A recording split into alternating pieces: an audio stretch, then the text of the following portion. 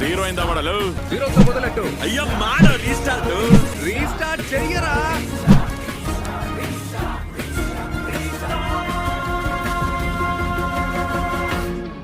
Zero అయిందా మాడు restart.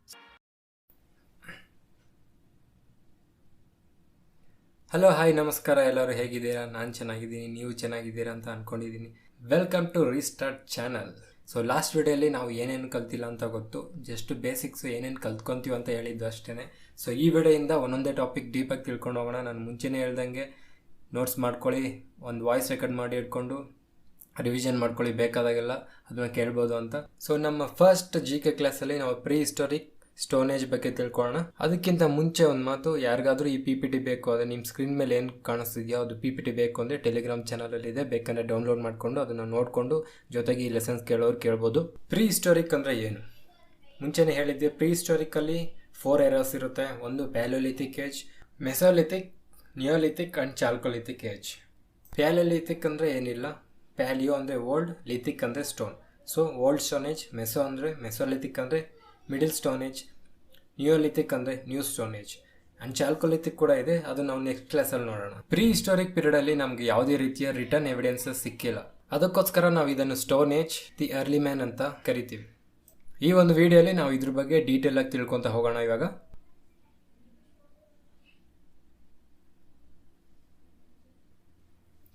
ಈ ಓಲ್ಡ್ ಸ್ಟೋನೇಜ್ ಇಂದ ಮನುಷ್ಯರ ಎಕ್ಸಿಸ್ಟೆನ್ಸ್ ಸ್ಟಾರ್ಟ್ ಆಯಿತು. ಅಂದರೆ ಅದಕ್ಕಿಂತ ಮುಂಚೆ ಮನುಷ್ಯರು ಭೂಮಿ ಮೇಲೆ ಇರಲಿಲ್ಲ. ಭೂಮಿ ಸೃಷ್ಟಿಯಾಗಿ 4000 ಮಿಲಿಯನ್ ಇಯರ್ಸ್ ಆಗಿದ್ರು ಕೂಡ, ಅಂದರೆ 4 ಬಿಲಿಯನ್ ಇಯರ್ಸ್ ಆಗಿದ್ರು ಕೂಡ 20 lakh BC ವರೆಗೂ ಮನುಷ್ಯನವರು ಭೂಮಿ ಮೇಲೆ ಇರಲಿಲ್ಲ. 20 ಲಕ್ಷಗಳ ಮುಂಚೆ ಕಾಲಮಾನವನ್ನು ನಾವು ಪ್ಯಾಲೆಸ್ಟೋಸೀನ್ ಅಂತ ಕರಿತೀವಿ. ಅದು ಒಂದು ಐಸ್ ಏಜ್ ಕೂಡ ಆಗಿರುತ್ತೆ. ಆ ನಂತರ ಹೊಲೋಸೀನ್ ಅನ್ನೋದು ವಾರ್ಮ್ ಕ್ಲೈಮೇಟ್. ಹೊಲೋಸೀನ್ ಅನ್ನೋದು ಸುಮಾರು 10,000 ವರ್ಷಗಳ ಮುಂಚೆ ಸ್ಟಾರ್ಟ್ ಆಗಿರುತ್ತೆ. ಪ್ಯಾಲೆಸ್ಟೋಸೀನ್ ಕಾಲದಲ್ಲಿ ಹೇಳ್ಕೊಳ್ಳೋ ಅಷ್ಟು ಹ್ಯುಮ್ಯಾನಿಟಿ ಪ್ರೋಗ್ರೆಸ್ ಏನೂ ಆಗಿಲ್ಲ.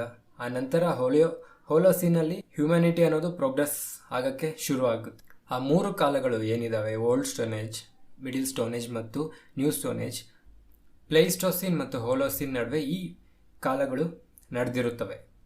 ಈ ಪ್ಯಾಲಿಯೋಲಿಥಿಕ್ ಸೈಟ್ಗಳ ಆಧಾರಗಳು ನಮಗೆ ರಿವರ್ ವ್ಯಾಲಿಗಳ ಅಕ್ಕಪಕ್ಕ ಸಿಕ್ಕಿವೆ. ನಾವು ಸ್ಟೋನೇಜ್ ಬಗ್ಗೆ ಮಾತಾಡ್ತಿರೋದ್ರಿಂದ ಆ ಕಾಲದಲ್ಲಿ ಬಳಸಿದಂಥ ಕೆಲವೊಂದು ಸ್ಟೋನ್ ವೆಪನ್ಸ್ ನೀವು ಇಲ್ಲಿ ನೋಡ್ಬೋದು. ಆಬ್ವಿಯಸ್ಲಿ ಆಗಿದ್ದಂಥ ಆದಿವಾಸಿಗಳಿಗೆ ಇದ್ದಿದ್ದು ಒಂದೇ ಕೆಲಸ, ಏನು? ಬೇಟೆಯಾಡು, ತಿನ್ನು, ಮಲ್ಕೋ, ಬೇಟೆಯಾಡು, ತಿನ್ನು, ಮಲ್ಕೋ. ಅವರ ಹೆಸರಲ್ಲೇ ಇದೆ ಓಲ್ಡ್ ಸ್ಟೋನೇಜ್ ಅಂತ. ಸೊ ಅವ್ರ ಹತ್ರ ಯಾವುದೇ ಆದ ಬಂದೂಕುಗಳು, M416 ಆಗಲಿ, AWM ಆಗಲಿ, Kar-99 ಇವೆಲ್ಲ ಇರಲಿಲ್ಲ. ಅವ್ರ ಹತ್ರ ಇದ್ದಿದ್ದೇ ಕಲ್ಲಿನ ವೆಪನ್ಸ್, ಅದನ್ನೇ ಬಳಕೆ ಮಾಡಿ ಅದರಿಂದನೇ ಅವರು ಬೇಟೆ ಆಡ್ತಿದ್ರು. ಅಂಡ್ ಅವ್ರ ಪ್ರಮುಖ ಕೆಲಸ ಏನಾಗಿತ್ತು ಅಂದ್ರೆ ಬೇಟೆ ಆಡಿದ್ನ ಕೂಡಿಟ್ಕೊಂಡು ತಿನ್ನೋದು. ಅವ್ರ ಹತ್ರ ಇದ್ದಂತ ಸ್ಟೋನ್ ವೆಪನ್ಸ್ ಕೂಡ ಯಾವುದೇ ರೀತಿ ಫ್ಯಾನ್ಸಿ ಆಗಿರ್ಲಿಲ್ಲ. ನ್ಯಾಚುರಲ್ ಆಗಿ ಸಿಗುವಂತ ಕಲ್ಲುಗಳನ್ನೇ ಅವರು ವೆಪನ್ಸ್ ಆಗಿ ಯೂಸ್ ಮಾಡ್ಕೋತಿದ್ರು. ಅವ್ರೇನು ಆ ಕಲ್ಲುಗಳಿಗೆ ಪಾಲಿಶ್ ಎಲ್ಲ ಹೊಡೆದಿ ಆಮೇಲೆ ಅದಾದ ನಂತರ ಬೇಟೆ ಮಾಡ್ತಿರ್ಲಿಲ್ಲ. ನ್ಯಾಚುರಲ್ ಆಗಿ ಸಿಗುವಂತ ಕಲ್ಲುಗಳಿಂದ ಬೇಟೆ ಮಾಡಿ ಆ ನಂತರ ಆ ಪ್ರಾಣಿಯನ್ನ ತಿಂತಾ ಇದ್ರು. ಈ ಪ್ಯಾಲಿಯೋಲಿಥಿಕ್ ಟೂಲ್ಸ್ ನಮಗೆ ಭಾರತದಲ್ಲಿ ಕರ್ನೂಲ್ ಡಿಸ್ಟ್ರಿಕ್ಟ್ ಇನ್ ಆಂಧ್ರ ಪ್ರದೇಶ್ ಮತ್ತು ಛೋಟಾನಾಗ್ಪುರ್ ಪ್ಲಾಟ್ಯೂಗಳಲ್ಲಿ ಅಕ್ಕಪಕ್ಕ ಸಿಕ್ಕಿವೆ. ಕೆಲವೊಂದು ಪ್ರಾಣಿಗಳ ಅವಶೇಷಗಳು ನಮಗೆ ಬೇಲನ್ ವ್ಯಾಲಿ, ಮಿರ್ಜಾಪುರ್ ಅಲ್ಲಿ ಕೂಡ ಸಿಕ್ಕಿವೆ. ಇವೆಲ್ಲ ಇದನ್ನು ನೋಡ್ರೆ ಆಸ್ಪಾಸು ಈ ನದಿಗಳ ಅಕ್ಕಪಕ್ಕದಲ್ಲಿ ಇವೆಲ್ಲ ಸಿಕ್ಕಿವೆ. ಈ ಪ್ಯಾಲಿಯೋಲಿಥಿಕ್ ಏಜ್ನ ಇಂಡಿಯಾದಲ್ಲಿ 3 ಭಾಗಗಳಾಗಿ ವಿಭಜಿಸುತ್ತಾರೆ. ಒಂದು ಅರ್ಲಿ ಪ್ಯಾಲಿಯೋಲಿಥಿಕ್ ಏಜ್, 2ನೇದು ಮಿಡಿಲ್ ಪ್ಯಾಲಿಯೋಲಿಥಿಕ್ ಏಜ್, 3ನೇದು ಅಪ್ಪರ್ ಪ್ಯಾಲಿಯೋಲಿಥಿಕ್ ಏಜ್. ಈ 3 ಅವಧಿಗಳನ್ನು ನಾವು ಒಂದೊಂದಾಗಿ ನೋಡೋಣ.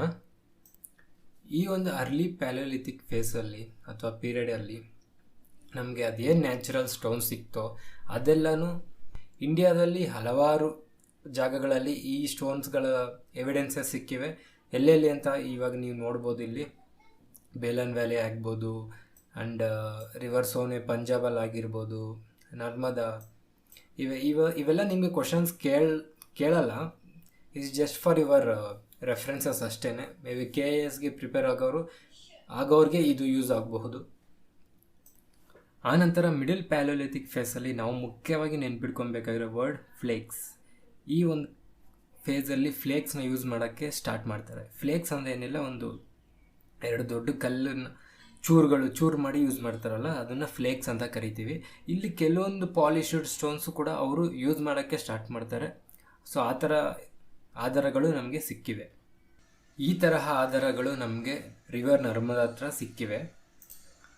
ಇದನ್ನು ಹ್ಯೂಮ್ಯಾನಿಟಿ ಪ್ರೋಗ್ರೆಸ್ಸಲ್ಲಿ ಒಂದು ಹೊಸ ಟೆಕ್ನಾಲಜಿ ಅಂತಲೇ ನಾವು ಕನ್ಸಿಡರ್ ಮಾಡ್ಬೋದು. ಯಾಕಂದರೆ ಅರ್ಲಿ ಪ್ಯಾಲಿಯೋಲಿಥಿಕ್ ಫೇಸಲ್ಲಿ ಅವ್ರು ಏನು ಮಾಡ್ತಿದ್ರು, ನ್ಯಾಚುರಲ್ ಸ್ಟೋನ್ಸ್ ಇರೋ ಸ್ಟೋನ್ಸ್ನೇ ಅವರು ವೆಪನ್ಸಾಗಿ ಯೂಸ್ ಮಾಡಿಕೊಂಡು ಬೇಟೆಯಾಡೋಕ್ಕಾಗಲಿ ಬೇರೆ ಇತರ ಕೆಲಸಗಳಿಗೆ ಯೂಸ್ ಮಾಡ್ಕೊತಿದ್ರು.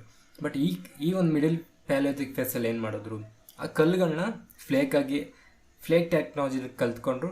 ಆ ಕಲ್ಚೂರುಗಳು ಅವ್ರಿಗೆ ಏನಕ್ಕೆ ಹೆಲ್ಪ್ ಆಗ್ತಿತ್ತು ಅಂದರೆ, ಬೇರೆ ಬೇರೆ ಪ್ರಾಣಿಗಳನ್ನ ಬೇಟೆ ಮಾಡಿದ ನಂತರ ಅವರಿಗೆ ಆ ಚರ್ಮವನ್ನು ಕುಯ್ಯೋಕ್ಕಾಗಲಿ ಅಥವಾ ಬೇರೆ ಏನೋ ಒಂದು ಕಟ್ ಮಾಡೋಕ್ಕಾಗಲಿ ಅದನ್ನು ಯೂಸ್ ಮಾಡ್ಕೊತಿದ್ರು. ಆ ನಂತರ ಅಪ್ಪರ್ ಪ್ಯಾಲಿಯೋಲಿಥಿಕ್ ಫೇಸಿಗೆ ಬಂದಾಗ ಆದ ಬದಲಾವಣೆ ಏನಂತ ಅಂದರೆ, ಆ ಟೈಮಲ್ಲಿ ಇದ್ದಂಥ ಆದಿವಾಸಿಗಳು ಕೇವ್ಸ್ ಮತ್ತು ರಾಕ್ ಶೆಲ್ಟರ್ಗಳಲ್ಲಿ ಇರೋಕ್ಕೆ ಪ್ರಾರಂಭ ಮಾಡ್ತಾರೆ. ಮತ್ತು ಕಮ್ಯುನಿಟಿ ಅನ್ನೋದು ಆವಾಗಲಿಂದನೇ ಸ್ಟಾರ್ಟ್ ಆಗುತ್ತೆ. ನಮಗೆ ಸಿಕ್ಕಂಥ ಆಧಾರಗಳು ಈ ಅಪ್ಪರ್ ಪ್ಯಾಲಿಯೋಲಿಥಿಕ್ ಫೇಸ್ಗೆ ಸಂಬಂಧಪಟ್ಟಂಥದ್ದು. ಈ ಆಧಾರಗಳು ನಮಗೆ ಬಿಂಬೆಟ್ಕಾ ಕೇವ್ಸಲ್ಲಿ ಮೊದಲನೇದಾಗಿ ಸಿಕ್ಕಿದ್ದು. ಅದು ಯುನೆಸ್ಕೋ ಸೈಟು ಕೂಡ ಆಗಿರುತ್ತದೆ. ಇದನ್ನು ನೆನ್ಪಿಟ್ಕೊಳ್ಳಿ, ತುಂಬ ಸಲ ಕೇಳ್ತಾರೆ. ಬಿಂಬೆಟ್ಕಾ ಕೇವ್ಸ್ ಅವ್ರ ಗುಂಪಲ್ಲಿರುವ ಉದ್ದೇಶವೇನಂತ ಅಂದರೆ, ಬೇಟೆಯಾಡಲು ಒಬ್ರಿಗೊಬ್ರು ಸಹಾಯ ಮಾಡ್ಕೊತಿದ್ರು. ಅದಕ್ಕೋಸ್ಕರ ಅವರು ಗುಂಪಾಗಿ ಇರೋದನ್ನು ಆ ಒಂದು ಕಾಲದಿಂದ ಶುರು ಮಾಡ್ತಾರೆ. ಸೊ ಈ ಒಂದು ಸಂದೇಶ ನಮಗೆ NCERT ಬುಕ್ಸ್ ಕೊಡುತ್ತೆ ಪ್ಯಾಲಿಯೋಲಿಥಿಕ್ ಏಜ್ ಬಗ್ಗೆ. ಏನು ಅರ್ಲಿ ಪ್ಯಾಲಿಯೋಲಿಥಿಕ್ ಅಲ್ಲಿ ಅವರು ಫುಡ್ ಗ್ಯಾದರರ್ಸ್ ಆಗಿರ್ತಾರೆ ಮತ್ತು ಹಂಟರ್ಸ್ ಆಗಿರ್ತಾರೆ. ಮಿಡಿಲ್ ಪ್ಯಾಲಿಯೋಲಿಥಿಕ್ ಏಜ್ ಅಲ್ಲಿ ಅವರೆಲ್ಲರೂ ಫ್ಲೇಕ್ ಟೆಕ್ನಾಲಜಿಯನ್ನು ಯೂಸ್ ಮಾಡೋದು ಸ್ಟಾರ್ಟ್ ಮಾಡ್ತಾರೆ. ಆ ನಂತರ ಅಪ್ಪರ್ ಪ್ಯಾಲಿಯೋಲಿಥಿಕ್ ಏಜ್ ಅಲ್ಲಿ ಕೇವ್ಸ್ ಅಲ್ಲಿ ಮತ್ತು ಶೆಲ್ಟರ್ಸ್ ಅಲ್ಲಿ ಗುಂಪಾಗಿರೋದನ್ನು ಸ್ಟಾರ್ಟ್ ಮಾಡ್ತಾರೆ. ಆ ಒಂದು ಆಧಾರಗಳು ನಮಗೆ ಬಿಂಬೆಟ್ಕಾ ಕೇವ್ಸ್ ಅಲ್ಲಿ ಮಧ್ಯಪ್ರದೇಶದಲ್ಲಿ ಸಿಕ್ಕಿವೆ. ಇದು ಪ್ಯಾಲಿಯೋಲಿಥಿಕ್ ಏಜ್ಗೆ ಸಂಬಂಧಿಸಿದ ಮಾಹಿತಿ.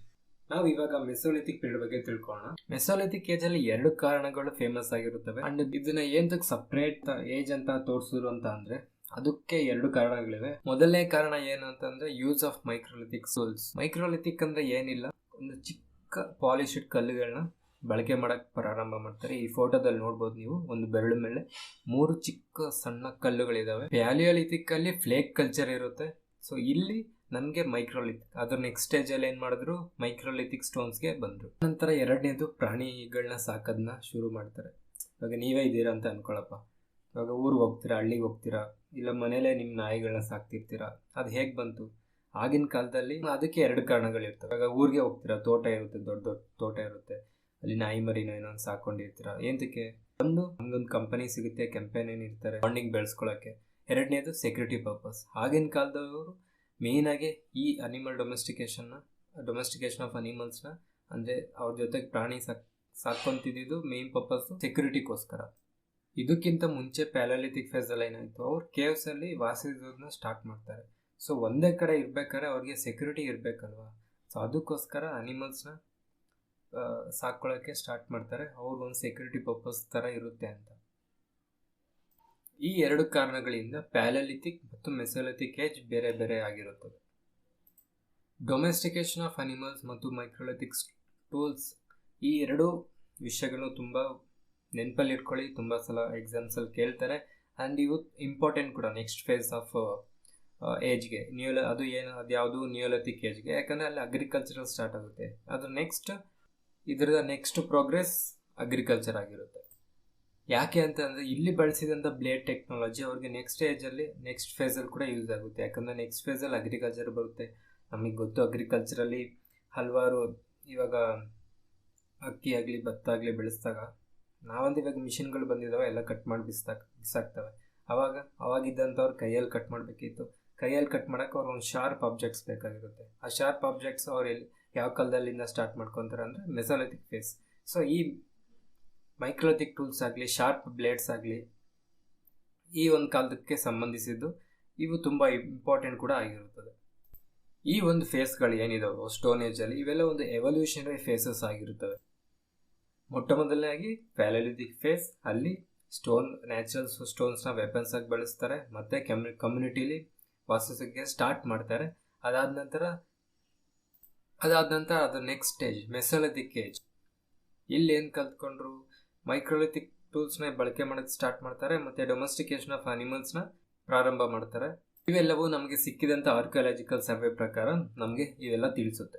Earliest evidence of domestication of animals ನಮ್ಗೆ ಎಲ್ಲಿ ಸಿಕ್ತು ಅಂತಂದರೆ, ಬಾಗೋರ್ ಇನ್ ರಾಜಸ್ಥಾನ್ ಮತ್ತು ಆದಮ್ಗರ್ ಇನ್ ಮಧ್ಯಪ್ರದೇಶ್. ಈ ಅದಂಗರ್ನ ನೆನ್ಪಿಟ್ಕೊಳ್ಳಿ, ಸುಮಾರು ಸಲ ಕೇಳುತ್ತಾರೆ, ಸುಮಾರು ಸಲ ಕೇಳಿದ್ದಾರೆ ಕೂಡ. ಅದಂಗರ್ ಮಧ್ಯಪ್ರದೇಶ್. ಅದಂಗರ್ ಯಾವ ಸ್ಟೇಟಲ್ಲಿ ಬರುತ್ತೆ ಅಂದರೆ ಮಧ್ಯಪ್ರದೇಶ್ ಅಂತ ಟಿಕ್ ಹಾಕಬೇಕು. ಇಲ್ಲಿ ನಮಗೆ ಪ್ರಾಣಿಗಳ ಮೂಲೆ ಆಧಾರವಾಗಿ ಸಿಕ್ತು. ಅದು ಯಾವ ಪ್ರಾಣಿ ಅಂತ ಅಂದರೆ ಆಬ್ವಿಯಸ್ಲಿ ನಾಯಿ ಮರಿ. ನಾಯಿದು ನಮಗೆ ಸಿಕ್ಕಿರುವಂಥ ಆಧಾರಗಳಲ್ಲಿ ಜಾಸ್ತಿ ಪರ್ಸೆಂಟೇಜ್ ಆಫ್ ಬೋನ್ಸು ನಾಯಿ ಮರಿದೆ ಸಿಕ್ಕಿದೆ. ಆ್ಯಂಡ್ ಆಬ್ವಿಯಸ್ಲಿ ಆಗಿನ ಕಾಲದಲ್ಲಿ ಡಾಗ್ ಅಂದರೆ ಸೆಕ್ಯೂರಿಟಿ, ಇವಾಗಲೂ ನಾವು ಸೆಕ್ಯೂರಿಟಿ ಆಗಿ ಬೆಳೆಸ್ತೀವಿ. ಆ್ಯಂಡ್ ಈ ವಿಷಯಗಳು ಮೆಸೊಲಿಥಿಕ್ ಏಜ್ಗೆ ಸಂಬಂಧಿಸಿರುತ್ತದೆ. ಅದಕ್ಕೆ ಇದನ್ನು ಮಿಡಿಲ್ ಸ್ಟೋನ್ ಏಜ್ ಅಂತ ಕರೀತಾರೆ. ಯಾಕಂದರೆ ಸರ್ಟೆನ್ ಡೆವಲಪ್ಮೆಂಟ್ಸ್ ಓಲ್ಡ್ ಸ್ಟೋನ್ ಏಜ್ಗೂ ಮತ್ತು ನ್ಯೂ ಸ್ಟೋನ್ ಏಜ್ಗೂ ಮಧ್ಯದಲ್ಲಿ ಆಗಿರೋದ್ರಿಂದ. ಆ ಡೆವಲಪ್ಮೆಂಟ್ಸ್ ಏನು, ಒಂದು ಯೂಸ್ ಆಫ್ ಮೈಕ್ರೋಲಿಥಿಕ್ ಟೂಲ್ಸ್ ಮತ್ತು ಡೊಮೆಸ್ಟಿಕೇಶನ್ ಆಫ್ ಅನಿಮಲ್ಸ್. ಇವೆರಡೂ ನೆನ್ಪಿಟ್ಕೊಳ್ಳಿ. ಮೆಸೊಲಿಥಿಕ್ ಏಜ್ ಅಂತ ನಿಮಗೆ ನೆನಪಾಗಬೇಕಿರೋದು ಡೊಮೆಸ್ಟಿಕೇಶನ್ ಆಫ್ ಅನಿಮಲ್ಸ್ ಮತ್ತು ಯೂಸ್ ಆಫ್ ಮೈಕ್ರೋಲಿಥಿಕ್ ಟೂಲ್ಸ್. ಅದಾದ ನಂತರ ಈ ಫೋಟೋದಲ್ಲಿ ಜಸ್ಟ್ ರೆಫರೆನ್ಸ್ಗೆ ಅಷ್ಟೇ ನಿಮ್ಗೆ ಹಾಕಿರೋದು. ನಿಮ್ಗೇನು ಇಲ್ಲೇನು ಕೇಳಲ್ಲ, ನಿಮಗೆ ತಿಳ್ಕೊಳಕ್ಕಷ್ಟೇ, ಜಸ್ಟ್ ಫಾರ್ ಯುವರ್ ರೆಫರೆನ್ಸ್ ಅಷ್ಟೇ. ಯಾವ್ಯಾವ ಥರ ಮೈಕ್ರೋಲಿಥಿಕ್ ಟೂಲ್ಸ್ ಅಂತ ನೀವು ನೋಡ್ಬೋದು. ಎ ಇಂದ ಝೆಡ್ವರೆಗೂ ನಾವು ಟ್ರಪೀಸಸ್ ಅಂತ ಕರಿತೀವಿ. ಏನಿಲ್ಲ, ಬೇಸ್ಡ್ ಆನ್ ಶೇಪ್ಸ್, ಅದಿರೋ ಆಕಾರ ಪ್ರಕಾರ ಅದಕ್ಕೊಂದೊಂದು ಹೆಸರು ಕೊಟ್ಟಿದ್ದಾರೆ ಅಷ್ಟೇ. ಅದಾದಮೇಲೆ ಕೆ ಇಂದ ಐವರೆಗೂ ಲುನೇಟ್ಸ್, ಆಮೇಲೆ ಪಾಯಿಂಟ್ಸ್, ಟ್ರಯಾಂಗಲ್, ಆ ಥರ ಹಲವಾರು ಹೆಸರುಗಳಿದ್ದಾವೆ. ಇವಾಗ ನಾವೇ ಆದರೂ ಏನಾರು ಒಂದು ಕೆಲಸ ಮಾಡೋಕ್ಕೆ ಒಂದೇ ಟೂಲಿಂದ ಎಲ್ಲ ಕೆಲಸಗಳು ಮಾಡೋಕ್ಕಾಗಲ್ಲ ಅಲ್ವಾ. ಒಂದೊಂದು ಟೂಲ್ಗೆ ಅದರದ್ದೇ ಆದ ಯೂಸ್ ಅಂತ ಇರುತ್ತೆ. ಸೊ ಅದಕ್ಕೋಸ್ಕರ ನಾವು ಈ ಟೂಲ್ಸ್ನ ಬೇರೆ ಬೇರೆ ಆ ಕಾಲದಲ್ಲಿ ಅವರು ಒಂದೊಂದು ಟೂಲ್ಸ್ನ ಒಂದೊಂದು ಪರ್ಪಸ್ಗೆ ಯೂಸ್ ಮಾಡ್ತಾ ಇರ್ತಾರೆ. ಅದ್ರ ಜೊತೆಗೆ ನಾವು ತಿಳ್ಕೊಬೇಕಾಗಿರೋದು ಇನ್ನೊಂದು ವಿಷಯ ಏನಂತಂದರೆ prehistoric rock art. Prehistory ಅಂದರೆ ನಿಮ್ಗೆ ಆಲ್ರೆಡಿ ಗೊತ್ತು. Palaeolithic, mesolithic, neolithic and chalcolithic age. ಅವ್ರಿಗೆ ಬರೆಯೋಕ್ಕೆ ಬರ್ತಿರ್ಲಿಲ್ಲ. ಮುಂಚೆನೆ ತಿಳ್ಕೊಂಡಿದ್ವಿ ಪ್ಯಾಲಿಯೋಲಿಥಿಕ್ ಏಜಲ್ಲಿ ಅವರು ಕೇವ್ಸಲ್ಲಿ ವಾಸಿಸೋಕ್ಕೆ ಸ್ಟಾರ್ಟ್ ಮಾಡ್ತಾ ಇದ್ರು ಅಂತ. ಆ ಕೇವ್ಸಲ್ಲಿ ನಮಗೆ ಕೆಲವು ಪೇಂಟಿಂಗ್ಸ್ಗಳ ಆಧಾರಗಳು ಸಿಕ್ಕಿವೆ. ಎಲ್ಲಿ ಅಂತ ಅಂದರೆ ಭೀಂಬೆಟ್ಕಾ. ಮುಂಚೆನೇ ಹೇಳಿದ್ದೆ, the most important mesolithic art sites includes Bhimbetka, Adamgarh and Pachmarhi and many in the Jharkhand region. So ಈ ಒಂದು ಮೇನ್ ಫಸ್ಟ್ ಸಿಕ್ಕಿದ್ದು ನಮಗೆ ಭೀಂಬೆಟ್ಕಾಲಿ. ಸೊ ಅದಕ್ಕೋಸ್ಕರ ಅದು ಯುನೆಸ್ಕೋ ಸೈಟ್ ಕೂಡ ಆಗಿದೆ. ಜೊತೆಗೆ ತುಂಬ ಸಲ ಎಕ್ಸಾಮ್ಸಲ್ಲಿ ಕೇಳಿದ್ದಾರೆ. ಫಾರ್ ಎಕ್ಸಾಂಪಲ್ ನಾವು ಭೀಂಬೆಟ್ಕಲ್ಲಿರೋ ಕೇವ್ಸಲ್ಲಿರೋ ಪೇಂಟಿಂಗ್ಸ್ನ ಎಕ್ಸಾಂಪಲ್ ಆಗಿ ತಗೊಂಡ್ರೆ ಅದು ಬರೀ ಕೇವಲ ಪ್ಯಾಲಿಯೋಲಿಥಿಕ್ ಏಜ್ಗೆ ಸಂಬಂಧಿಸಿದ್ದಲ್ಲ. ಯಾಕಂದರೆ ಮನುಷ್ಯರು ಅಂದರೆ ಹೋಗ್ತಾರೆ, ಬದುಕ್ತಾರೆ, ಸುತ್ತಿರ್ತಾರೆ. ಬಟ್ ಕಲ್ಲುಗಳು ಹಂಗೆ ಇರ್ತಲ್ವ, ಭೂಮಿ ಅರ್ಥ ಹಂಗೆ ಇರುತ್ತಲ್ವ. ಸೊ ಪ್ಯಾಲಿಯೋಲಿಥಿಕ್ ಏಜಲ್ಲಿ ಬಿಡಿಸ್ತಿದ್ದಂಥ ಆರ್ಟ್ ಬೇರೆ, ಅದಾದಮೇಲೆ ಮೆಸೋಲಿಥಿಕ್ ಪೀರಿಯಡಲ್ಲಿ ಬಿಡಿಸ್ತಿದ್ದಂಥ ಪೇಂಟಿಂಗ್ಸ್ ಬೇರೆ ಇದ್ದಾವೆ. ಅದಾದಮೇಲೆ ನಿಯೋಲಿಥಿಕಲ್ಲೇ ಬೇರೆ ಥರ ಇದ್ದಾವೆ. ಸೊ ಭೀಂಬೆಟ್ಕಾದಲ್ಲಿ ಬರೀ ಒಂದೇ ಥರ ಪೇಂಟಿಂಗ್ಸ್ ಅಲ್ಲ, ಒಂದೇ ಏಜ್ಗೆ ರಿಲೇಟೆಡ್ ಪೇಂಟಿಂಗ್ಸ್ ಅಲ್ಲ, ಎಲ್ಲ ಏಜ್ಗೂ ರಿಲೇಟೆಡ್ ಪೇಂಟಿಂಗ್ಸ್ ಕೂಡ ಅಲ್ಲಿದೆ. ಈ ಫೇಸ್ಗಳನ್ನ ಏನು ಪ್ಯಾಲಿಯೋಲಿಥಿಕ್, ಮೆಸೋಲಿಥಿಕ್ ಮತ್ತು ನಿಯೋಲಿಥಿಕ್ನ ಏನು ಡಿವೈಡ್ ಮಾಡಿದ್ದಾರೋ ಅದೇ ರೀತಿ ಅಲ್ಲಿ ಇರುವಂಥ ಆರ್ಟ್ ಕೂಡ ಅದೇ ಸ್ಟೇಜ್ ಬೈ ಸ್ಟೇಜ್ ಡಿವೈಡ್ ಮಾಡಿರ್ತಾರೆ. ಫಸ್ಟ್ ಸ್ಟೇಜಲ್ಲಿ ಹಂಟಿಂಗ್ ಮಾಡೋದಾಗಲಿ, ಫುಡ್ ಗ್ಯಾದರಿಂಗ್ ಮಾಡೋ ಪೇಂಟಿಂಗ್ಸ್ನ ಪ್ಯಾಲಿಯೋಲಿಥಿಕ್ ಏಜ್ಗೆ ಸಂಬಂಧಿಸಿದ್ದು ಅಂತ ಸ್ಟೇಜ್ 1ನಲ್ಲಿ ಇನ್ಕ್ಲೂಡ್ ಮಾಡಿದ್ದಾರೆ. ಆನಂತರ ಹಂಟಿಂಗ್ ಮತ್ತು ಡ್ಯಾನ್ಸಿಂಗ್ ಸೀನ್ಸ್ ಕೆಲವೊಂದಿದ್ದಾವೆ, ಅದೆಲ್ಲ ಮೆಸೋಲಿಥಿಕ್ ಪೀರಿಯಡ್ಗೆ ಆ್ಯಡ್ ಮಾಡಿದ್ದಾರೆ. ಅದಾದಮೇಲೆ ಸ್ಟೇಜ್ 3ಯಲ್ಲಿ ಅಗ್ರಿಕಲ್ಚರಲ್ ಆಗಲಿ, ಅನಿಮಲ್ ಕೀಪಿಂಗ್ ಆಗಲಿ, ಇವನ್ನ ನಿಯೋಲಿಥಿಕ್ ಮತ್ತು ಚಾಲ್ಕೋಲಿಥಿಕ್ ಪೀರಿಯಡಲ್ಲ. ಆ್ಯಂಡ್ 4th ಸ್ಟೇಜಲ್ಲಿ ಕೆಲವೊಂದು ಪ್ರೋಟೋ ಹಿಸ್ಟ್ರಿ ಮತ್ತು ಅರ್ಲಿಯಸ್ಟ್ ಹಿಸ್ಟ್ರಿ ಪೇಂಟಿಂಗ್ಸ್ನ 4th ಸ್ಟೇಜ್ಗೆ ಇನ್ಕ್ಲೂಡ್ ಮಾಡಿದ್ದಾರೆ. ಭೀಂಬೆಟ್ಕಲ್ಲಿ ನಮಗೆ ಎವಿಡೆನ್ಸ್ ಸಿಕ್ತಲ್ಲ, ಅಲ್ಲಿ ಯಾವ್ಯಾವ ರೀತಿಯ ಪೇಂಟಿಂಗ್ ಸಿಕ್ತು ಅಂತ ನೋಡಿದ್ರೆ ನಮಗೆ ಮೊದಲನೇದಾಗಿ ಸಿಕ್ಕಿದ್ದು ಹಂಟಿಂಗ್ ಸೀನ್ಸ್ ಆಫ್ ಆರ್ಚರ್ಸ್. ಇದೊಂದು ಮೆಸೋಲಿಥಿಕ್ ಏಜ್ಗೆ ರಿಲೇಟೆಡ್ ಆಗಿರ್ಬೋದು. ಯಾಕಂದರೆ ಗ್ರೂಪ್ ಆಗಿ ಕಾನ್ಫ್ಲಿಕ್ಟ್ಸ್ ನಡೆದಿರ್ಬೋದು ಅವರಲ್ಲೇ. ಬೇರೆ ಬೇರೆ ಟ್ರೈಬ್ಸ್ ಆಗಲಿ, ಬೇರೆ ಬೇರೆ ಟ್ರೈಬ್ಸ್ ಇನ್ ದ ಸೆನ್ಸ್ ಅವಾಗ ಇರ್ತಾರಲ್ಲ, ಬೇರೆ ಬೇರೆ ಕಡೆಯಿಂದ ಬಂದಿರ್ತಾರೆ, ಅವ್ರವ್ರು ಕಿತ್ತಾಡ್ಕೊಂಡಿರೋ ಪೇಂಟಿಂಗ್ಸ್ ಕೂಡ ಆಗಿರ್ಬೋದು. ಅದಾದ ನಂತರ having human figures and designs in geometric pattern. ಒಂದು ಡಿಫ್ರೆಂಟ್ ಟೈಪ್ ಆಫ್ ಪ್ಯಾಟರ್ನಲ್ಲಿ ಡಿಸೈನ್ ಮಾಡೋದನ್ನ ಕಲ್ತ್ಕೊತಾರೆ. ಅದಾದ ನಂತರ ನಮಗೆ ಪೇಂಟಿಂಗ್ ಆಫ್ ಡ್ಯಾನ್ಸಿಂಗ್ ಸೀನ್ಸ್ನ ಒಂದು ಪೇಂಟಿಂಗ್ ಸಿಕ್ಕಿದೆ. And horse riding warriors with umbrella like head gear ಹಾಕೊಂಡಿರೋ ಪೇಂಟಿಂಗ್ಸ್ ಕೂಡ ಸಿಕ್ಕಿವೆ. ಆನಂತರ ನಮಗೆ ಮ್ಯೂಸಿಕಲ್ ಇನ್ಸ್ಟ್ರೂಮೆಂಟ್ ಪೇಂಟಿಂಗ್ಸ್ ಕೂಡ ಸಿಕ್ಕಿವೆ. ಯೂಸಿಂಗ್ ಏನೇನು ಬಳಕೆ, ಹಾರ್ನ್ಸ್ ಆಗಲಿ, ಪೈಪ್ಸ್ ಆಗಲಿ, ಡ್ರಮ್ಸ್ ಆ್ಯಂಡ್ ಟಾಮ್ ಇವೆಲ್ಲ ಬಳಕೆ ಮಾಡುವ ಮ್ಯೂಸಿಕಲ್ ಐಟಮ್ಸ್ ಪೇಂಟಿಂಗ್ಸ್ ಕೂಡ ಸಿಕ್ಕಿವೆ. ಇಲ್ಲಿ ಕೆಳಗಡೆ ಕಾಣಿಸುವ ಚಿತ್ರಗಳಲ್ಲಿ ನೀವು ನೋಡ್ಬೋದು ಹಾರ್ಸ್ ರೈಡಿಂಗ್ ಆಗಲಿ ಮತ್ತೆ ಆರ್ಚರಿ ಆಗಲಿ. ಈ ಆರ್ಚರಿ ಅನ್ನೋದು ತುಂಬಾ ಇಂಪಾರ್ಟೆಂಟ್ ಆಗಿರುತ್ತೆ. ಯಾಕಂದ್ರೆ ನಾವು ಇವಾಗ ಯೂಸ್ ಮಾಡ್ತಿರೋ ಮಾಡರ್ನ್ ವೆಪನ್ಸ್ ಕೆಲವೊಂದು ವೆಪನ್ಸ್ ಬೇಸ್ಡ್ ಆನ್ ಆರ್ಚರಿ ಕೂಡ ಆಗಿರುತ್ತೆ. ಸೊ ಇದಕ್ಕೆ ಸೋರ್ಸಸ್ ಭೀಂಬೆಟ್ಕಾ ಕೇವ್ಸ್ ಅಲ್ಲಿ ಸಿಕ್ಕಿವೆ. ಆನಂತರ ಕಮ್ಯುನಿಟಿ ಡ್ಯಾನ್ಸಿಂಗ್ ಮಾಡೋ ಪೇಂಟಿಂಗ್ಸ್ ಕೂಡ ಇಲ್ಲಿ ಸಿಕ್ಕಿವೆ. ಇಲ್ಲಿ ಸಿಕ್ಕಿರುವಂತಹ ಹಾರ್ಸ್ ಪೇಂಟಿಂಗ್ ಗಳ ಮೂಲಕ ನೋಡಿಕೊಂಡ್ರೆ ಆ ಕಾಲದಲ್ಲಿ ಇರುವಂಥವ್ರಿಗೆ ಆರ್ಸ್ಗಳು ಗೊತ್ತಿತ್ತು ಮತ್ತು ನಮಗೆ ಕೆಲವೊಂದು ಆರ್ಸ್ ಬೋನ್ಗಳ ಆಧಾರ ಕೂಡ ಸಿಕ್ಕಿವೆ. ಬಟ್ ನಮಗೆ ಇಂಡಸ್ ವ್ಯಾಲಿ ಸಿವಿಲೈಸೇಷನ್ ಕಾಲದಲ್ಲಿ ಯಾವುದೇ ರೀತಿ ಹಾರ್ಸ್ ಬೋನ್ ಸಿಕ್ಕಿಲ್ಲ. ಅಂದ್ರೆ ಅವಾಗ ಆರ್ಸೇ ಗೊತ್ತಿಲ್ವಾ ಅನ್ನೋದು ಒಂದು ಡಿಬೇಟ್.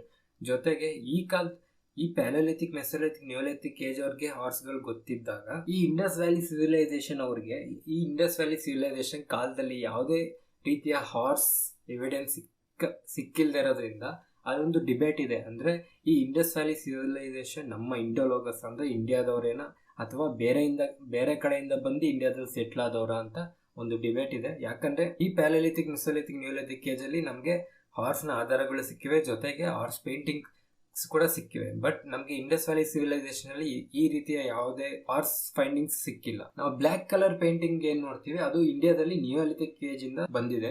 ಅರ್ಲಿಯೆಸ್ಟ್ ಪೇಂಟಿಂಗ್ ಅಲ್ಲಿ ಯೂಸ್ ಮಾಡಿದ ಕಲರು ರೆಡ್ ಕಲರ್ ಆಗಿರುತ್ತೆ, ಅದು ಪ್ಯಾಲೋಲಿಥಿಕ್ ಏಜ್ಗೆ ರಿಲೇಟೆಡ್ ಆಗಿರುತ್ತೆ. ಸೊ ಇದು ಪ್ರೀ ಹಿಸ್ಟೋರಿಕ್ ಆರ್ಟ್ಗೆ ರಿಲೇಟೆಡ್ ಆಗಿದ್ದು.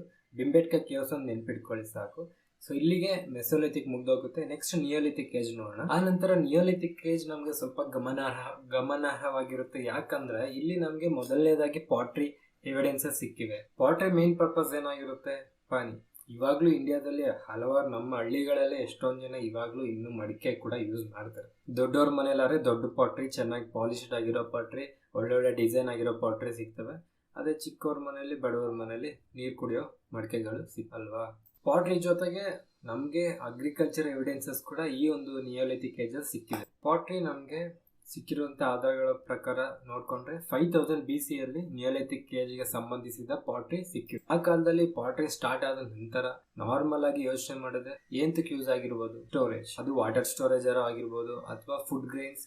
ಯಾಕಂದ್ರೆ ಈ ನಿಯೋಲಿಥಿಕ್ ಏಜ್ ಅಲ್ಲಿ ಅವ್ರು ಅಗ್ರಿಕಲ್ಚರ್ನ ಸ್ಟಾರ್ಟ್ ಮಾಡಿದ್ರು. ಸೊ ಆಗ ಅದನ್ನ ಸ್ಟೋರ್ ಮಾಡೋಕ್ಕೆ ಅವ್ರಿಗೆ ಕೆಲವೊಂದು ಐಟಮ್ಸ್ ಬೇಕಿತ್ತು. ಅದಕ್ಕೆ ಅವ್ರು ಪಾಟ್ರಿನ ಅವರು ಸ್ಟೋರೇಜ್ ಆಗಿ ಕೂಡ ಬೆಳೆಸ್ಕೊಂಡಿರ್ತಾರೆ. ಇವಾಗ ನೀವೇ ಊರಲ್ಲಪ್ಪ ಒಂದು ಅಕ್ಕಿನೋ ರಾಗಿನೋ ಹಾಕಿರ್ತೀರ, ಬೆಳೆಸ್ತೀರ, ಒಂದು 3-4 ತಿಂಗಳು ಬೆಳೆಸ್ತೀರ. ಅದಾದ್ಮೇಲೆ ಅದನ್ನ ಏನು ಮಾಡ್ತೀರಾ, ತಂದು ಮನೇಲಿ ಸ್ಟೋರ್ ಮಾಡ್ತೀರಾ. ಇವಾಗಂದ್ರೆ ಮೂಟೆ ಅದು ಇದು ಅಂತ ಇದೆ, ಅವಾಗ ಅವೆಲ್ಲ ಇರಲಿಲ್ವಲ್ಲ. ಸೊ ಅವ್ರು ಪಾಟ್ರಿನ ಸ್ಟೋರೇಜ್ ಆಗಿ ಬಳಸ್ಕೊತಿದ್ರು. ಈ ಒಂದು ಏಜಲ್ಲಿ ಪಾಟ್ರಿಗಳ ಆಧಾರಗಳು ತುಂಬ ಕಮ್ಮಿ ಸಿಕ್ಕಿವೆ. ಬಟ್ ನೆಕ್ಸ್ಟ್ ಸ್ಟೇಜ್ ಹರಪ್ಪನ್ ಆಗಲಿ, ಪೋಸ್ಟ್ ಹರಪ್ಪನ್ ಆಗಲಿ, ಪಿರಿ ಹರಪ್ಪನ್ ಆಗಲಿ, ಪ್ರತಿಯೊಂದು ಮನೆಯಲ್ಲಿ ಪಾಟ್ರಿ ಅನ್ನೋದು ತುಂಬ ಮುಖ್ಯವಾಗಿರುವಂಥ ಒಂದು ವಸ್ತು ಕೂಡ ಆಗಿತ್ತು. ಅಗ್ರಿಕಲ್ಚರ್ ಬೆಳೆದಷ್ಟು ಪಾಟ್ರಿಲಿ ಸ್ಟೋರ್ ಮಾಡ್ಕೊಳ್ಳೋಕ್ಕೆ ಸ್ಟಾರ್ಟ್ ಮಾಡ್ತಾರೆ. ನಮಗೆ ನಿಯೋಲಿಥಿಕ್ ಏಜ್ ಅಲ್ಲಿ ಸಿಕ್ಕಿರುವಂಥ ಪಾಟ್ರಿ ಸ್ಟೈಲ್ ಏನಾಗಿತ್ತು ಅಂದರೆ ಕಾರ್ಡ್ ಇಂಪ್ರೆಸ್ಡ್. ಮೊದಲನೇದಾಗಿ ಕಾರ್ಡ್ ಇಂಪ್ರೆಸ್ಡ್ ಸ್ಟೈಲಲ್ಲಿರೋ ಪಾಟ್ರಿ ಬಳಕೆ ಮಾಡೋಕ್ಕೆ ಸ್ಟಾರ್ಟ್ ಮಾಡ್ತಾರೆ. ಅದಾದ್ಮೇಲೆ red and black ware pottery ಬಳಕೆ ಮಾಡೋಕ್ಕೆ ಸ್ಟಾರ್ಟ್ ಮಾಡ್ತಾರೆ. ಅದಾದ ನಂತರ ಪೇಂಟೆಡ್ ಗ್ರೇ ವೇರ್, ಅದಾದ ನಂತರ ನಾರ್ತನ್ ಬ್ಲ್ಯಾಕ್ ಪಾಲಿಶ್ಡ್ ವೇರ್ ಸ್ಟೈಲಲ್ಲಿರುವ ಪಾಟ್ರಿನ ಯೂಸ್ ಮಾಡಕ್ಕೆ ಸ್ಟಾರ್ಟ್ ಮಾಡ್ತಾರೆ. ನಾರ್ತನ್ ಬ್ಲ್ಯಾಕ್ ಪಾಲಿಶ್ಡ್ ವೇರ್ ಬಂದು ಮಹಾಜನಪದ ಪೀರಿಯಡ್ಗೆ ಸಂಬಂಧಿಸಿದ ಪಾಟ್ರಿ ಆಗಿರುತ್ತೆ. ಪೇಂಟೆಡ್ ಗ್ರೇ ವೇರ್ ಬಂದು ವೇದಿಕ್ ಏಜ್ಗೆ ರಿಲೇಟೆಡ್ ಇರುವಂಥ ಪಾಟ್ರಿ ಆಗಿರುತ್ತೆ. ರೆಡ್ ಅಂಡ್ ಬ್ಲ್ಯಾಕ್ ವೇರ್ ಬಂದು ಹರಪ್ಪನ್ ಮತ್ತೆ ಚಾಲ್ಕೋಲಿಥಿಕ್ ಏಜ್ಗೆ ಸಂಬಂಧಿಸಿದ ಪಾಟ್ರಿ ಆಗಿರುತ್ತೆ. Cord impress neolithic age. Cord impress ಬಳ್ಳಿ, ಕಾರ್ಡ್ ಅಂದ್ರೆ ಬಳ್ಳಿ ಅಲ್ವಾ, ಬಳ್ಳಿಯಿಂದ ಅವರು ಕೆಲವೊಂದು ಆ ಪಾಟ್ರಿ ಮೇಲೆ ಕೆಲವೊಂದು ಡಿಸೈನ್ಸ್ ಮಾಡಿ ಅದನ್ನ ಬಳಸ್ತಾ ಇದ್ರು. ಸರಿ, ಇವಾಗ ನಿಯೋಲಿಥಿಕ್ ಏಜ್ ಬಗ್ಗೆ ತಿಳ್ಕೊಳ್ಳೋಣ. ನಿಯೋಲಿಥಿಕ್ ಏಜ್ ಅನ್ನ ಇಂಡಿಯಾದಲ್ಲಿ ಮೂರು ಭಾಗವಾಗಿ ಡಿವೈಡ್ ಮಾಡ್ತಾರೆ. Earliest evidence of Neolithic age ನಮಗೆ ಮೊದಲನೇದಾಗಿ ಮೆಹರ್ಗರ್ ಅಲ್ಲಿ ಸಿಕ್ಕಿರುತ್ತೆ. ಬಟ್ ಮೆಹರ್ಗರ್ ಪ್ರೆಸೆಂಟ್ ಪಾಕಿಸ್ತಾನ ಅಲ್ಲಿದೆ. ಮೆಹರ್ಗರ್ನ ನಾವು ಅರ್ಲಿಯೆಸ್ಟ್ ವಿಲೇಜ್ ಇನ್ ಇಂಡಿಯಾ ಅಂತ ಕೂಡ ಕರಿತೀವಿ. ಈಗ ಅದು ಪಾಕಿಸ್ತಾನ ಆಗಿದೆ, ಬಟ್ ಆ ಕಾಲದಲ್ಲಿ ಅದು ಇಂಡಿಯಾದಲ್ಲೇ ಇತ್ತಲ್ವಾ, ಅದಕ್ಕೋಸ್ಕರ ಇಂಡಿಯಾ ಅಂತ ಹೇಳ್ತಾ ಇದೀವಿ. ಈ ಮೆಹರ್ಗರ್ ಅಲ್ಲಿ ನಮಗೆ ಮಡ್ ಬ್ರಿಕ್ ಹೌಸಸ್ ಎವಿಡೆನ್ಸ್ ಮತ್ತು ಅಗ್ರಿಕಲ್ಚರ್ ಎವಿಡೆನ್ಸ್ ನಮಗೆ ಇಲ್ಲಿ ಮೆಹರ್ಗರ್ ಅಲ್ಲಿ ಸಿಕ್ಕಿದೆ. ಈ ಒಂದು ಫೋಟೋದಲ್ಲಿ ನೀವು ನೋಡ್ಬೋದು ಆ ಮಡ್ ಬ್ರಿಕ್ ಹೌಸಸ್ ಹೇಗಿರುತ್ತೆ ಅಂತ. ಇದರಿಂದ ನಾವು ಒಂದು ಹೊಸ ಎವಲ್ಯೂಷನ್ ಅನ್ನು ಸ್ಟಾರ್ಟ್ ಆಗಿದೆ ಅಂತ ಕೂಡ ಕನ್ಸಿಡರ್ ಮಾಡಬಹುದು. ಪ್ಯಾಲೋಲಿಥಿಕ್ ಮತ್ತು ಮೆಸೋಲಿಥಿಕ್ ಏಜ್ ಅಲ್ಲಿರುವಂತಹ ಜನಗಳು, ಆದಿವಾಸಿಗಳು ಎಲ್ಲಿರ್ತಿದ್ರು, ಕೇವ್ಗಳಲ್ಲಿ ಇರ್ತಿದ್ರು. ಬಟ್ ನಿಯೋಲಿಥಿಕ್ ಕಾಲಕ್ಕೆ ಬರೋಷ್ಟಲ್ಲಿ ಅವರೊಂದು ಸೆಟಲ್ಡ್ ವಿಲೇಜ್ ಅಲ್ಲಿ ವಾಸಕ್ಕೆ ಸ್ಟಾರ್ಟ್ ಮಾಡ್ತಾರೆ. ಈ ಮಡ್ ಬ್ರಿಕ್ ಹೌಸಸ್ ಮೆಹರ್ಗರ್ ಇರುವಂತ ಹೌಸ್ ಆಗಿರುತ್ತೆ. ನೀವು ನೋಡ್ಬೋದು, ಮೆಹರ್ಗರ್ಗೆ ನಾವು ಹೋಗಕ್ಕಾಗಲ್ಲ ಇವಾಗ ಇಂಡಿಯಾದವರು. ಬಟ್ ಯೂಟ್ಯೂಬ್ ಅಲ್ಲಿ ಎಲ್ಲರೂ ಫೋಟೋಸ್ ನೋಡ್ಬೋದು. ನೀವು ವಿಡಿಯೋಸ್ ಕೂಡ ಇದಾವೆ ಯೂಟ್ಯೂಬ್ ಅಲ್ಲಿ ಮೆಹರ್ಗರ್ದು, ಪಾಕಿಸ್ತಾನ ಅವ್ರು ಮಾಡಿರೋದು. ನೋಡಿ, ಇದನ್ನ ನೋಡಿದ್ರೆ ನಾವೇನು ತಿಳ್ಕೊಬೋದು, ಅಗ್ರಿಕಲ್ಚರ್ ಜೊತೆಗೆ ಒಂದು ಸೆಟಲ್ಡ್ ಲೈಫ್ ಸ್ಟೈಲ್ ಇಂಡಿಯಾದಲ್ಲಿ ಬಂತು ಅಂತ ತಿಳ್ಕೊಬೋದು. ಫಾರ್ ಎಕ್ಸಾಂಪಲ್, ನಿಮಗೆ ಕ್ವಶನ್ ಎಕ್ಸಾಮ್ ಅಲ್ಲಿ ಇಂಡಿಯಾದಲ್ಲಿ ಸೆಟಲ್ಡ್ ಲೈಫ್ ಸ್ಟೈಲ್ ಯಾವಾಗಿಂದ ಸ್ಟಾರ್ಟ್ ಆಯಿತು ಅಂತ ಅಂದ್ರೆ ನೀವು ನಿಯೋಲಿಥಿಕ್ ಏಜ್ ಇಂದ ಸ್ಟಾರ್ಟ್ ಆಯಿತು ಅಂತ ಬರೀಬೋದು ಅಥವಾ ಟಿಕ್ ಆಯ್ತು. ಸೊ ಫಸ್ಟ್ ಆಧಾರ ಎಲ್ಲಿ ಸಿಕ್ತು ನಮಗೆ, ಮೆಹರ್ಗರಲ್ಲಿ ಸಿಕ್ತು. ಅಗ್ರಿಕಲ್ಚರ್ ಅವಾಗಿಂದ ಸ್ಟಾರ್ಟ್ ಆಯಿತು, ನಿಯೋಲಿಥಿಕ್ ಏಜಿಂದ ಸ್ಟಾರ್ಟ್ ಆಯಿತು.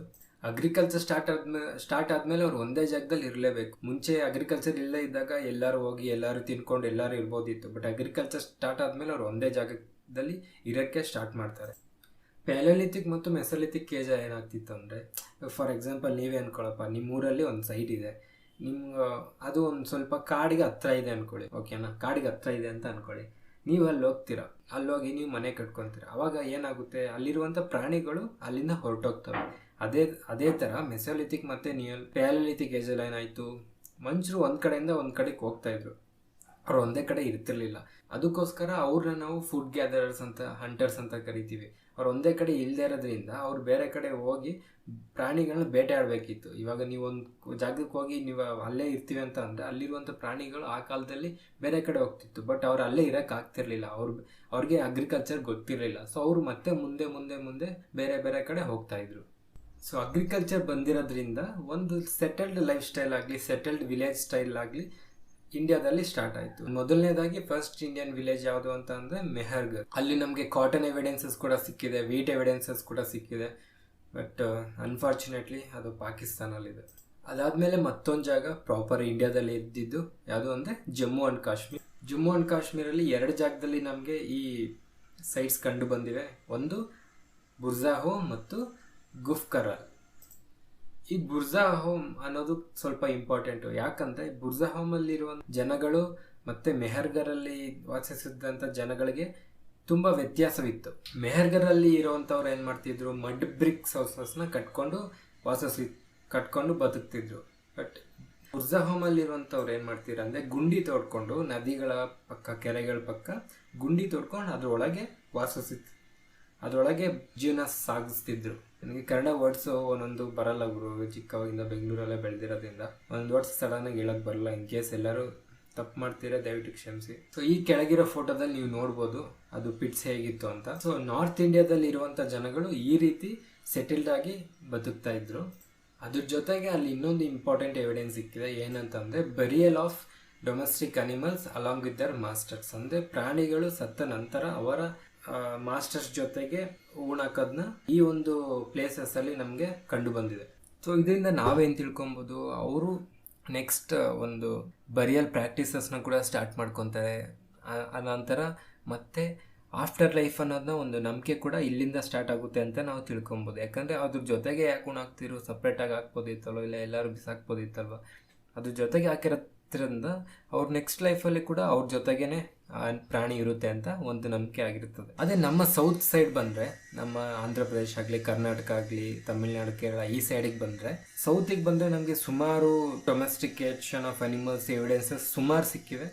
ನೀವು ಯಾವ್ಯಾವ ಪ್ಲೇಸು ಅಂತ ಇಲ್ಲಿ ನೋಡ್ಬೋದು. ಆನಂತರ ಈಸ್ಟ್ ಸೈಡ್ ಬಂದರೆ, ನಾರ್ತ್ ಈಸ್ಟರ್ನ್ ಸೈಡ್ ಬಂದರೆ, ಇಲ್ಲಿ ಕೂಡ ನಮಗೆ ಹಲವಾರು ನಿಯೋಲಿಥಿಕ್ ಏಜ್ಗೆ ರಿಲೇಟೆಡ್ ಆಗಿರುವಂಥ ಎವಿಡೆನ್ಸಸ್ ಕೂಡ ಸಿಕ್ಕಿವೆ. ಸರುತಾರು ಮತ್ತು ಮಾರ್ಕದೋಲ, ಅರುಣಾಚಲ್ ಪ್ರದೇಶ್, ಅಸ್ಸಾಂಗೆ ಆ ಕಡೆ ಈ ಕಡೆ ಬರ್ತವೆ. ಆ್ಯಂಡ್ ಇನ್ನೊಂದು ಇಂಪಾರ್ಟೆಂಟ್ ಪ್ಲೇಸ್ ಯಾವುದು ಅಂತಂದರೆ ಅಲಹಾಬಾದಲ್ಲಿರೋ ಕೋಲ್ಡಿವಾಹ ಅನ್ನೋ ಪ್ಲೇಸಲ್ಲಿ ಇಂಡಿಯಾದಲ್ಲೇ ಫಸ್ಟ್ ರೈಸ್ ಎವಿಡೆನ್ಸ್ ನಮಗೆ, ಅಕ್ಕಿ ಎವಿಡೆನ್ಸ್, ರೈಸ್, ಆ ಎವಿಡೆನ್ಸ್ ನಮಗೆ ಅಲಹಾಬಾದ್ ಕೋಲ್ಡಿವಾಹ ಅನ್ನೋ ಪ್ಲೇಸಲ್ಲಿ ಸಿಕ್ಕಿದೆ.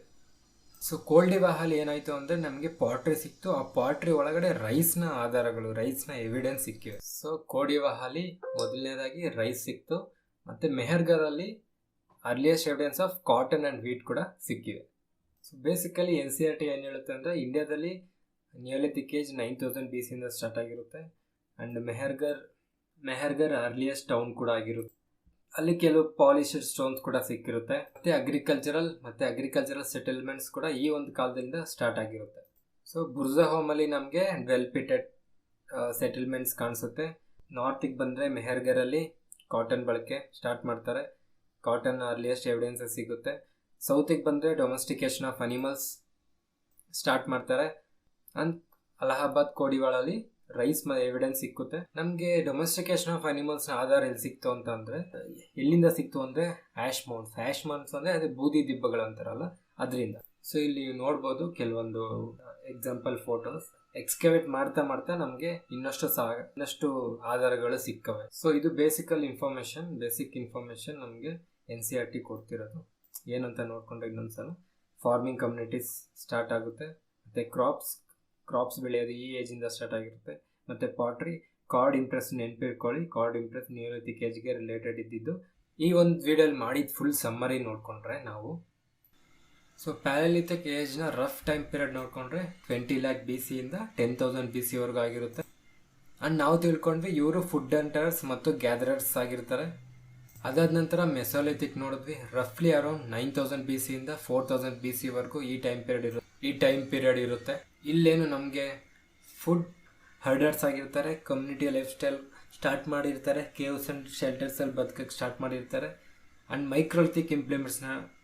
ಮೈಕ್ರೋಲಿಥಿಕ್ ಟೂಲ್ಸ್ನ ಯೂಸ್ ಮಾಡೋಕ್ಕೆ ಈ ಒಂದು ಪರ್ಟಿಕ್ಯುಲರ್ ಏಜಲ್ಲಿ ಸ್ಟಾರ್ಟ್ ಮಾಡಿರ್ತಾರೆ. ಅದಾದ ನಂತರ ನಿಯೋಲಿಥಿಕ್ ಏಜ್ ಮೆಹರ್ಗರಿಂದ ಸ್ಟಾರ್ಟ್ ಆಗಿರುತ್ತೆ. ಇಲ್ಲಿ ಡೊಮೆಸ್ಟಿಕೇಶನ್ ಆಫ್ ಅನಿಮಲ್ಸ್ನ ಬಳಕೆ ಜಾಸ್ತಿ ಆಗುತ್ತೆ, ಪ್ಲಸ್ ಅಗ್ರಿಕಲ್ಚರ್ ಅನ್ನೋದು ಇಂಪಾರ್ಟೆಂಟ್ ಆಗಿ ಇಲ್ಲಿ ಸ್ಟಾರ್ಟ್ ಮಾಡಿರ್ತಾರೆ. ಡಿಫ್ರೆಂಟ್ ಟೈಪ್ಸ್ ಆಫ್ ಅಗ್ರಿಕಲ್ಚರ್ನ ಇಲ್ಲಿ ಕಲ್ತ್ಕೊಂತಾರೆ, ಮತ್ತು ಪಾಲ್ಟ್ರಿ ಅನ್ನೋದು ಒಂದು ಇಂಪಾರ್ಟೆಂಟ್ ಆಗಿರುತ್ತೆ. ಇವರು ಫುಡ್ ಪ್ರೊಡ್ಯೂಸರ್ಸ್ ಕೂಡ ಆಗಿರ್ತಾರೆ, ನೆನ್ಪಿಟ್ಕೊಳ್ಳಿ. ಇವರು first agrarian community in our country, ಅಂದ್ರೆ ಫಸ್ಟ್ ಟೈಮ್ ಅಗ್ರಿಕಲ್ಚರ್ನ ಸ್ಟಾರ್ಟ್ ಮಾಡಿದ ಕಮ್ಯುನಿಟಿ ನಮ್ಮ ಇಂಡಿಯಾದಲ್ಲಿ ಇವರೇ ಆಗಿರ್ತಾರೆ. ಸೊ ಇವೆಲ್ಲ ನಮ್ಗೆ ಹೇಗೆ ಗೊತ್ತಾಯ್ತು ಅಂದ್ರೆ based on archaeological surveys. So ಇಷ್ಟು ನೋಡಿದ್ಮೇಲೆ ಐ ಹೋಪ್ ನಿಮಗೆ ಈ ಒಂದು ಪ್ಯಾಲಿಲಿಥಿಕ್ ಏಜ್, ಸ್ಟೋನ್ ಏಜ್ ಬಗ್ಗೆ ತಿಳ್ಕೊಂಡಿದ್ದೀರಾ ಅಂತ ಅನ್ಕೊಂತಾ ಇದ್ದೀನಿ. ನೆಕ್ಸ್ಟ್ ಚಾಲ್ಕೊಲಿಥಿಕ್ ಏಜ್ ಮಾಡೋಣ.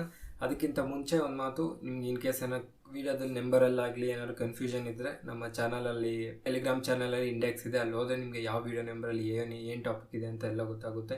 ಇಲ್ವಾ ನೀವು ಪ್ಲೇಲಿಸ್ಟ್ ಯೂಟ್ಯೂಬ್ ಚಾನಲಲ್ಲಿ ಪ್ಲೇಲಿಸ್ಟ್ ಇದೆ, ಅಲ್ಲಿ ಕೂಡ ಹೋಗಿ ನೋಡ್ಕೊಬೋದು. ಜೊತೆಗೆ ಯಾರಾದರೂ ಪ್ರಿಪ್ರೇಷನ್ ಇವಾಗ ಸ್ಟಾರ್ಟ್ ಮಾಡ್ತಾ ಇದೀವಿ SSC CGLಗಾಗಲಿ ಬರೋ ಎಕ್ಸಾಮ್ಸ್ಗೆ ಅನ್ನೋರು, ಅವ್ರಿಗೆ ಒಂದು ಇಂಡೆಕ್ಸ್ ಇದೆ ಟೆಲಿಗ್ರಾಮಲ್ಲಿ, ಅವ್ರಿಗಂತಾನೆ ವೀಕ್ ವೈಸ್ ಪೋರ್ಷನ್ ಕೊಟ್ಟಿದ್ದೀನಿ. ಆ ವೀಕ್ ವೈಸ್ ನೋಡಿಕೊಂಡು ಒಂದೊಂದಾಗಿ ಕಲ್ತ್ಕೊಂಡೋಗಿ ಕನ್ಫ್ಯೂಷನೇ ಇರಲ್ಲ ನಿಮಗೆ. ಪೋರ್ಷನ್ ಹೇಗೆ ಮುಗಿಸೋದು, ಸಿಲೆಬಸ್ ಹೇಗೆ ಮುಗಿಸೋದು ಅಂತ ತಲೆ ಕೆಡ್ಸ್ಕೊಂಬಿಡಿ. ನಿಮ್ಗೊಂದು ಕಂಪ್ಲೀಟ್ ಟೈಮ್ ಟೇಬಲ್ ಕೊಟ್ಟಿದ್ದೀನಿ, ಅದನ್ನು ನೋಡ್ಕೊಂಡು ಫಾಲೋ ಮಾಡಿ. ಅದ್ರ ರಿಲೇಟೆಡ್ ವೀಡಿಯೋಸ್ ಕೂಡ ಇರುತ್ತೆ, ನೋಡಿ. ನಿಮಗೆ ಡೈಲಿ ಕೂತ್ಕೊಂಡು ಪ್ರಾಕ್ಟೀಸ್ ಮಾಡಿ, ಒಂದು ದಿವಸನೂ ಯಾವುದೇ ಸಬ್ಜೆಕ್ಟು ಮಿಸ್ ಮಾಡಬೇಡಿ. So thank you so much. In case ಏನಾದ್ರು ಡೌಟ್ಸ್ ಇದೆ ಕೇಳಿ ಕಮೆಂಟ್ಸಲ್ಲಿ. Thank you so much.